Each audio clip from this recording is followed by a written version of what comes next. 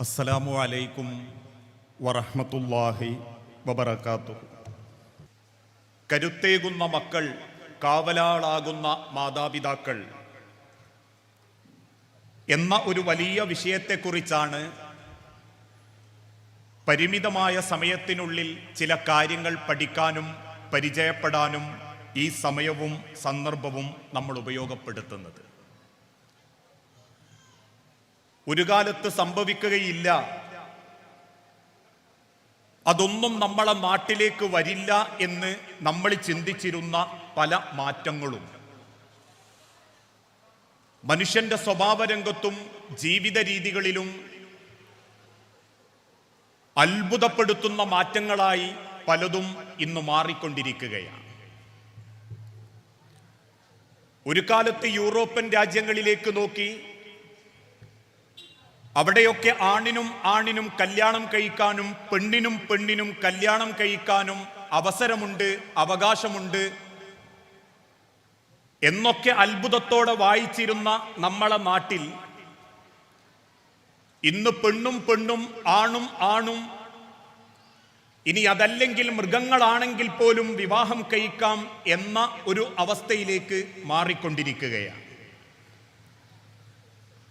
ഒരു ഭാഗത്ത് വിശ്വാസപരമായി, സാംസ്കാരികപരമായി അധപ്പതനത്തിന്റെ ചെളിക്കുണ്ടിലേക്ക് ഈ ഉമ്മത്ത്, കേരളീയ ജനതയിലെ ഭൂരിപക്ഷം ആളുകളും പോയിക്കൊണ്ടിരിക്കുമ്പോൾ, മറുഭാഗത്ത് നിരീശ്വരവാദവും യുക്തിവാദവും ലിബറൽ ചിന്താഗതികളും നമ്മളെ മക്കളുടെ മനസ്സിനെ സ്വാധീനിച്ചു കൊണ്ടിരിക്കുകയാണ്. അതുകൊണ്ട് ഏക സിവിൽ കോഡിനെ കുറിച്ചും 2 പെൺകുട്ടികൾ മാത്രം വിവാഹം കഴിക്കുന്നതിനെ കുറിച്ചും വിവാഹം കഴിക്കാതെ ജീവിക്കുന്നതിനെ കുറിച്ചുമൊക്കെ ആ കാര്യങ്ങൾ ചോദിക്കുമ്പോൾ മുസ്ലിം കുടുംബത്തിലെ പെൺകുട്ടികൾ പോലും പറയുന്നു, അതൊക്കെ നല്ലതല്ലേ, അതൊക്കെ ഓരോരുത്തരുടെയും വ്യക്തിപരമായ സ്വാതന്ത്ര്യമല്ലേ, ഞങ്ങൾക്ക് പാൻറിടണമെന്ന് ചോദിയാൽ പാൻറിടുന്നതിനെന്താ, ഞങ്ങൾക്ക് നിര്യാണിക്ക് മുകളിലേക്ക് ജീൻസ് ഉടുക്കണമെന്ന് പറഞ്ഞാൽ അതിൽ കുറ്റം കാണുന്നതിനെന്താ? ഇങ്ങനെയൊക്കെ ചോദിക്കുന്നൊരു മാനസികാവസ്ഥയിലേക്ക് നമ്മളെ നാടും നമ്മളെ മക്കളും മാറിക്കൊണ്ടിരിക്കുകയാണ്. ഒരു ഭാഗത്ത് കൊള്ളയും കൊലയും ചതിയും വഞ്ചനയും വ്യാപകമാകുന്നു. ഭർത്താവിനെ കൊല്ലാൻ കൊട്ടേഷൻ കൊടുക്കുന്ന ഭാര്യമാര്, ഭാര്യയെ കൊല്ലാൻ കൊട്ടേഷൻ കൊടുക്കുന്ന ഭർത്താക്കന്മാര്, പരസ്പരം വഞ്ചിച്ചും മാതാപിതാക്കളെ സംരക്ഷിക്കേണ്ടതിനു പകരം മാതാപിതാക്കളെ ചവിട്ടിത്തേച്ചും, മക്കളോട് നീതി കാണിക്കേണ്ടതിന് പകരം മക്കളുടെ പണം നോക്കി മരുമക്കളുടെ പേരിൽ അകലം കാണിച്ചും ബന്ധങ്ങളെല്ലാം നശിപ്പിച്ചുകൊണ്ടിരിക്കുന്ന, നാശത്തിലേക്ക് പോയിക്കൊണ്ടിരിക്കുന്ന ഏറെ സങ്കടകരമായൊരവസ്ഥയാണ് ഈ സമൂഹത്തിന്റെ പല ഭാഗത്തും നമ്മൾ കണ്ടുകൊണ്ടിരിക്കുന്നത്. നാവിനടിയിൽ തിരുകലും മൂക്കിലേക്ക് വലിച്ചു കയറ്റലും ഞരമ്പുകളിലേക്ക് സിറിഞ്ചുകളിലൂടെ കുത്തിത്തായ്ത്തലും ഒക്കെ ആണത്തത്തിന്റെ ലക്ഷണമാണെന്നും, അതുകൊണ്ട് ആൺപെൺ വ്യത്യാസമില്ലാതെ കള്ളിലും കഞ്ചാവിലും ലഹരിയിലും മാരകമായ വ്യത്യസ്ത പദാർത്ഥങ്ങളിലും ജീവിതം നശിപ്പിച്ചുകൊണ്ടിരിക്കുന്ന, നാടിന്റെയും കുടുംബത്തിന്റെയും തീരാത്ത തലവേദനയായിക്കൊണ്ടിരിക്കുന്ന നിരവധി യൗവനങ്ങളെ, കൗമാരങ്ങളെ നമുക്ക് ഈ സമൂഹത്തിന്റെ പല ഭാഗത്തും കാണാൻ സാധിക്കും. പക്ഷെ ഇതിലൊക്കെ ഏറെ സങ്കടകരം, ഇതിൻ്റെയൊക്കെ മുൻപന്തിയിലുള്ളത് പലപ്പോഴും ഉമ്മത്ത് മുഹമ്മദ് എന്ന് അവകാശപ്പെടുന്ന പവിത്രമാക്കപ്പെട്ട നമ്മളിൽ ചിലർ കൂടിയാണ് എന്നുള്ളതാണ്. എന്തുകൊണ്ടാണ് രക്ഷിതാക്കളെ, നമ്മളെ മക്കളും നമ്മളെ നാടും നമ്മളെ കുടുംബവും ഇത്രയേറെ കൈവിട്ടു പോകാനുള്ള കാരണം? എന്തുകൊണ്ടാണ് ഇത്തരത്തിലുള്ള തോന്നിവാസങ്ങളിലും അധപ്പതനത്തിലും നമ്മളെ തലമുറകളാവാനുള്ള കാരണം?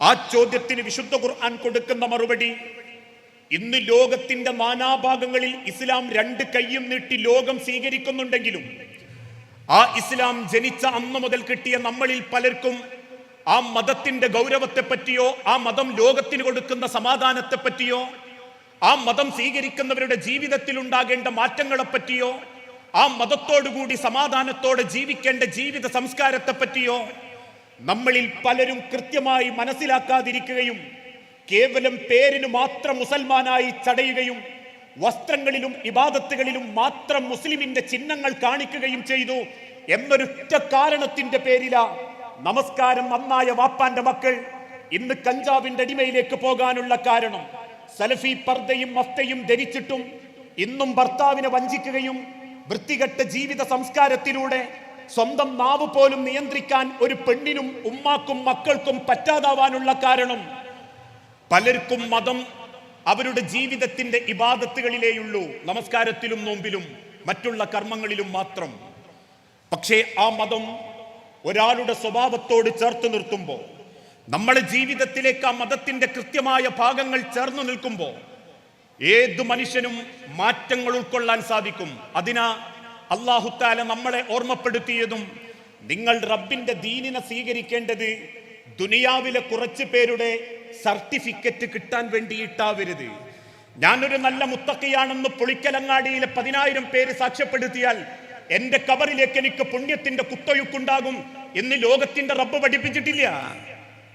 എന്റെ കുടുംബത്തിലും തറവാട്ടിലും 100 കണക്കിന് പെണ്ണുങ്ങളുടെ സർട്ടിഫിക്കറ്റ് കിട്ടിയാൽ എനിക്ക് മയ്യത്ത് നിസ്കരിക്കുന്നതിനേക്കാൾ കൂടുതൽ എന്റെ കബറിലേക്ക് കൂലി കിട്ടും എന്ന് വിശ്വസിക്കുന്നവരാകാൻ പാടില്ല. മറിച്ച് ഈ ലോകത്ത് നിന്നും തിരിച്ചു പോകുമ്പോൾ മനസ്സമാധാനത്തോടെ റബ്ബിന്റെ മുൻപിൽ നിൽക്കാൻ, എനിക്ക് തന്ന ജീവിതത്തിന്റെ കണക്ക് റബ്ബ് ചോദിക്കുമ്പോൾ സന്തോഷത്തോടു കൂടി റബ്ബിനോട് കണക്ക് പറയാൻ, എനിക്കെന്റെ റബ്ബ് തന്ന ജീവിതത്തിൽ ഉത്തരമുണ്ട് എന്ന ബോധമായിരിക്കണം നമ്മളെ ജീവിതത്തെയും നമ്മളെ കുടുംബത്തെയും അള്ളാഹുവിനെ ഭയപ്പെട്ടുകൊണ്ട് ജീവിക്കാൻ നമ്മൾ ഒരുക്കുന്ന ആദ്യത്തെ വാതിൽ. കാരണം ഇന്നല്ലെങ്കിൽ നാളെ ഞാനും നിങ്ങളും ഈ മണ്ണുപേക്ഷിക്കേണ്ടി വരും. എത്രയേറെ ലോകം പുരോഗമിച്ചിട്ടുണ്ടെങ്കിലും ഓരോരുത്തരുടെ കൈകളിൽ കോടിക്കണക്കിന് പണമുണ്ടെങ്കിലും റബ്ബ് നിശ്ചയിച്ച മരണം അതിനെ നിങ്ങളെയും കൊണ്ടുപോയിട്ടേ അടങ്ങൂ. ജനിച്ചിട്ടുണ്ടെങ്കിൽ ഇനി പ്രതീക്ഷിക്കാനുള്ളത് മരണം മാത്രമാണ്.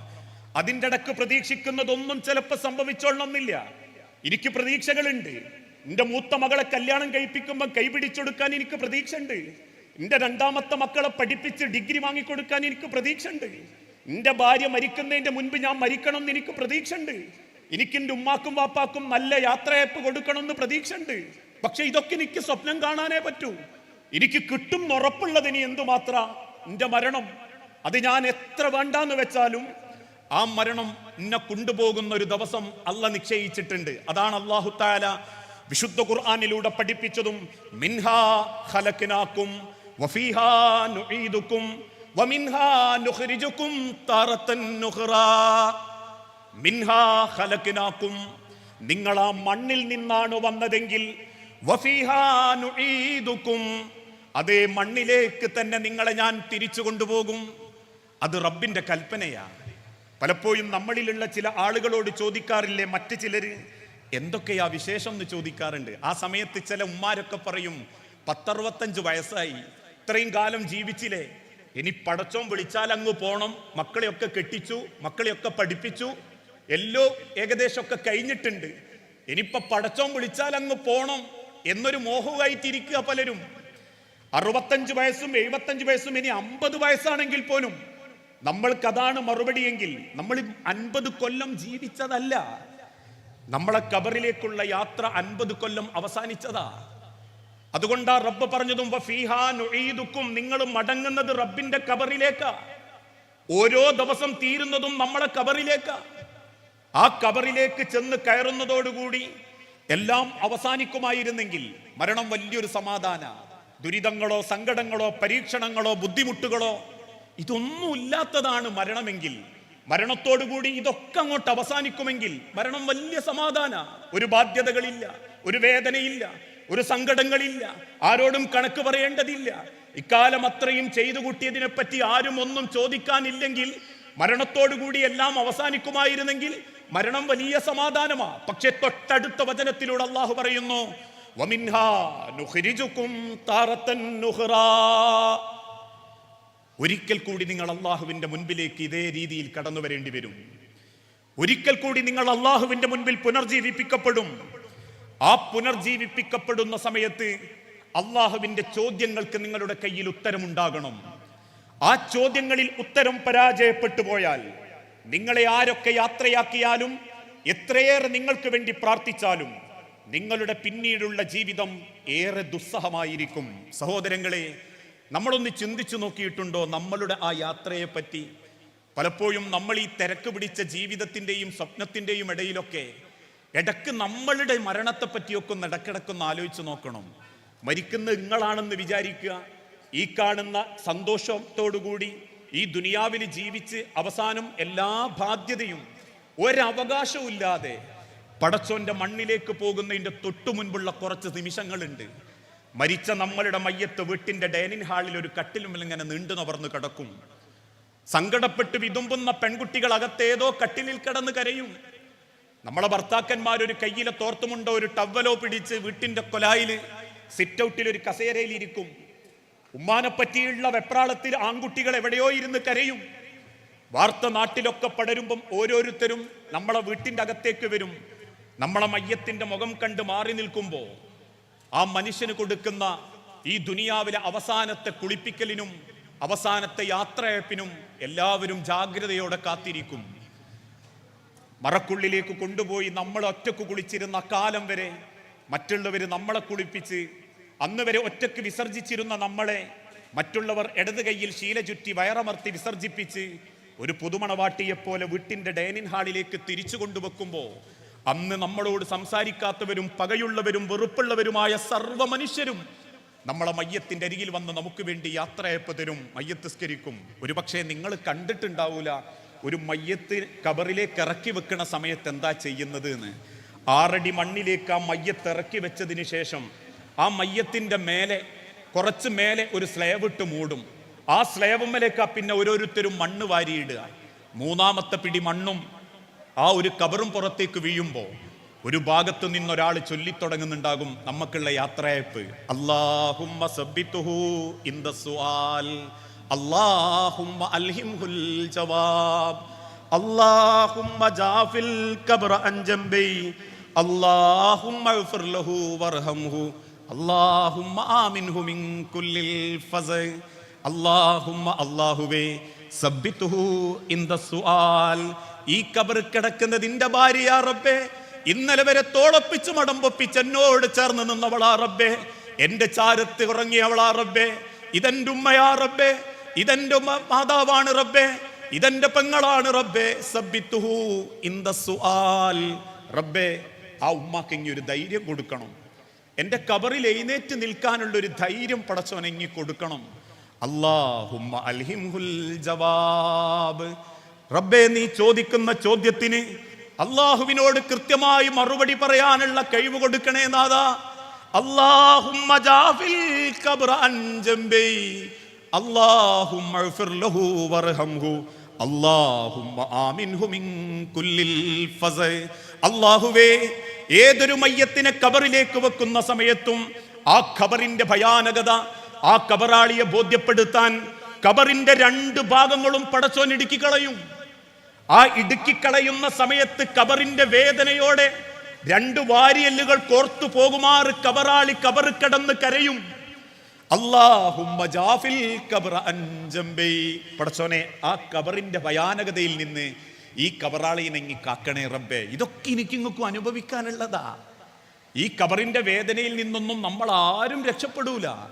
ആ വേദന പടച്ചോൻ എല്ലാവർക്കും കൊടുക്കുന്നതാ. അതുകൊണ്ടാ ഒരിക്കൽ സഅദ് ബിൻ മുആദ് റളിയല്ലാഹു അൻഹുവിന്റെ മയ്യത്ത് നിസ്കരിക്കാൻ കൊണ്ടുപോയി ഖബറിലേക്ക് ഇറക്കി വെച്ചപ്പോ അള്ളാഹുവിന്റെ പ്രവാചകൻ കണ്ണീരോടെ പറയുന്നൊരു വാക്കുണ്ട്, ആർക്കെങ്കിലും ഖബറിന്റെ ഇടുങ്ങലിൽ നിന്ന് അള്ളാഹു രക്ഷ നൽകുമായിരുന്നെങ്കിൽ എന്റെ സഅദിനെ അള്ളാഹു രക്ഷപ്പെടുത്തുകയായിരുന്നു. അതെന്തുകൊണ്ടാണെന്നറിയോ?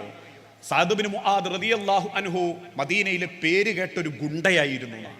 ആരെന്ത് പറഞ്ഞാലും സഅദ് ചെയ്യും. അന്ന് ഇസ്ലാമിക ലോകത്തേക്ക് അദ്ദേഹം കടന്നു വന്നിട്ടില്ല.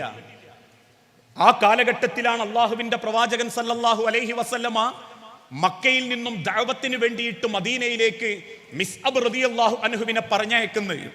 പറഞ്ഞാ തീരാത്ത ചരിത്രങ്ങളാ ഇസ്ലാമിക ലോകത്ത്. മക്കളോടാ ഞാൻ പറയുന്നത്. മാതാപിതാക്കളുടെ മുൻപിൽ ജീവിതം കൊണ്ട് പടച്ച റബ്ബിന്റെ സ്വർഗം വെട്ടിത്തെളിക്കാൻ ആ സഹാബത്തിന്റെ മക്കൾ കാണിച്ച, പ്രവാചകന്റെ കാലഘട്ടത്തിലെ ചെറുപ്പക്കാർ കാണിച്ച മഹോത്തരമായ ചരിത്രങ്ങൾ. മിസ്അബ് റളിയല്ലാഹു അൻഹുവിനെ പറ്റി ചരിത്രം പറയുന്നുണ്ട്. ദിവസം 3 നേരം പട്ടിന്റെ വസ്ത്രം മാറും. ശരീരത്തിൽ പുരട്ടിയിരുന്ന സുഗന്ധങ്ങൾ മക്കയിലെ തെരുവിലൂടെ മിസ്അബ് യാത്ര ചെയ്താലും മണിക്കൂറുകളോളം തങ്ങി നിൽക്കും. മിസ്അബ് എന്ന ചെറുപ്പക്കാരന്റെ നോട്ടം കിട്ടാൻ വേണ്ടി മക്കയിലെ കുലീനകളായ തറവാട്ടിൽ പറന്ന സ്ത്രീകൾ പോലും ഭർത്താക്കന്മാരെ അവഗണിച്ചുകൊണ്ട് തെരുവോരങ്ങളിൽ വന്ന് കാത്തിരുന്നിരുന്നു മിസ്അബിനെ ഒന്ന് കാണാൻ. കാരണം ആരോഗ്യ ദൃഢഗാത്രനും വെളുത്തു തുടുത്തു സുന്ദരനുമായ മിസ്അബിനെ പലപ്പോഴും സഹാബത്ത് പരിചയപ്പെടുത്തിയിട്ടുണ്ട്. അള്ളാഹുവിന്റെ പ്രവാചകന്റെ അപരൻ, അത്രക്ക് സൗന്ദര്യായിരുന്നു മിസ്അബ് റളിയല്ലാഹു അൻഹുവിന്. ആ മിസ്അബ് റളിയല്ലാഹു അൻഹു വീട്ടിന്റെ പുറത്തിറങ്ങാതെ അകത്ത് അടച്ചിരിക്കുമ്പോ ഒരിക്കലും ഉമ്മ ചോദിച്ചു, മോനെ എന്തേ എനക്ക് പറ്റിയത്? സമ്പത്തിന്റെ കുറവ് എനക്കില്ല, യാതൊരുവിധ പ്രശ്നങ്ങളും നിനക്കില്ല, പിന്നെന്തിനാ മോനെ നീ വീട്ടിന്റെ അകത്തന്നെ എങ്ങനെ ഇരിക്കണ്? മിസ്അബ് റളിയല്ലാഹു അൻഹു തിരിച്ചു പറഞ്ഞു, ഉമ്മ നിങ്ങളൊക്കെ വെറുക്കുന്ന മുഹമ്മദിന്റെ മാർഗം ഞാൻ സ്വീകരിച്ചിട്ടുണ്ട് ഉമ്മ. അന്ന് വരെ മകനോട് ദേഷ്യപ്പെടാത്ത മാതാവ് മകന്റെ മുഖത്തു നോക്കി ഗർജിച്ചു നാ തിരിച്ചു പറഞ്ഞു, മോനെ ഈ ഉമ്മയുടെയോ ഉപ്പയുടെയോ സ്വത്ത് കണ്ടിട്ടാണ് നീ ഇത് ചെയ്യുന്നതെങ്കിൽ മുഹമ്മദിന്റെ മാർഗം ഒഴിവാക്കാത്ത വരാത്ത കാലത്തോളം ഒരു ചില്ലിക്കാശ് ഉമ്മാന്റെതോ ഉപ്പാന്റെതോ എനക്ക് തരൂല. അത് കേട്ട സെക്കൻഡിൽ മിസ്അബ് റളിയല്ലാഹു അൻഹു താൻ ഉടുത്തിരിക്കുന്ന ഉടുമുണ്ടൊന്ന് പെരടിയിലേക്ക് വലിച്ചു കെട്ടിയിട്ട് പറഞ്ഞു, മാ ഞാൻ ഈ ഉടുമുണ്ട് മാത്രമേ കൊണ്ടുപോകുന്നുള്ളൂ, ഈ ഉടുമുണ്ടല്ലാത്തൊരു ഇരുമ്പിന്റെ കഷണം പോലും എന്റെ കയ്യിലില്ല ഉമ്മ. എനിക്കുമ്മാന്റെ സ്വത്തുക്കൾ വേണ്ട, എനിക്കെന്റെ വാപ്പാന്റെ സ്വത്തുക്കൾ വേണ്ട. ഞാൻ എൻ്റെ ഹബീബായ പ്രവാചകൻ മുഹമ്മദ് നബിയുടെ മാർഗം സ്വീകരിച്ച് ആ മാർഗത്തിലേക്ക് പുറപ്പെടുകയാണ് ഉമ്മ. അന്ന് മിസ്അബ് റളിയല്ലാഹു അൻഹു ഉമ്മാന്റെ അടുത്ത് നിന്ന് ഇറങ്ങിപ്പോരുമ്പോഴത് ഒരൊറ്റ തുണി മാത്രമാണ്. അവസാനം മാസങ്ങൾക്ക് ശേഷമാ നബി സല്ലല്ലാഹു അലൈഹി വസല്ലമ മിസ്അബ് റളിയല്ലാഹു അൻഹുവിനെ ദഅവത്തിന് വേണ്ടിയിട്ട് മദീനയിലേക്ക് പറഞ്ഞയക്കുന്നത്. ആ മദീനയിലേക്ക് പറഞ്ഞയക്കുന്ന സമയത്ത് സഹാബത്ത് പറയുന്നുണ്ട്, മദീനയിലേക്ക് നടന്നു പോകുന്ന മിസ്അബിനെ പിന്നൊന്ന് നോക്കിയാൽ ഞങ്ങൾക്ക് തോന്നും അത് റസൂലാണോ എന്ന്. കാരണം അള്ളാന്റെ റസൂലിന്റെ മാതിരി വെളുപ്പാണ്, ചുവന്ന തുടുത്ത വെളുപ്പുണ്ട് മിസ്അബിന്. അദ്ദേഹത്തിന്റെ പെരടിയുടെ പകുതി ഭാഗത്തേക്ക് മുടിയിറങ്ങിയിട്ടുണ്ട്. കൈയുടെയും കാലിന്റെയും മാംസപേശികൾ ഏതൊരാണിനെയും ആകർഷിക്കുമാറ് മദീന എന്ന മരുഭൂമിയിലൂടെ യാത്ര ചെയ്ത് അദ്ദേഹം പോകുന്നത് കണ്ടപ്പോ ഞങ്ങൾ പിന്നിൽ നിന്നും അസൂയയോടെ പറഞ്ഞിട്ടുണ്ട്, മിസ്അബാര് റസൂലാര് എന്ന് തെറ്റിദ്ധരിക്കുന്ന ശരീരമാണ് അവർക്ക് രണ്ടുപേർക്കും. മാസങ്ങൾക്ക് ശേഷം മദീനയിലേക്ക് മിസ്അബ് റളിയല്ലാഹു അൻഹുവിനെ പറഞ്ഞയക്കുമ്പോ അള്ളാഹുവിന്റെ റസൂലുള്ള പറയുന്നുണ്ട് മിസ്അബിനോട്, മോനെ മിസ്അബേ നീ പോകുന്നത് പടച്ചോന്റെ ദീൻ അറിയിക്കാനാ. അങ്ങനെ മദീനയിലെത്തിയ മിസ്അബ് റളിയല്ലാഹു അൻഹുവിനെ കൊല്ലാൻ വേണ്ടി മക്കക്കാര് തെരഞ്ഞെടുത്ത വ്യക്തിയാ സഅദ്.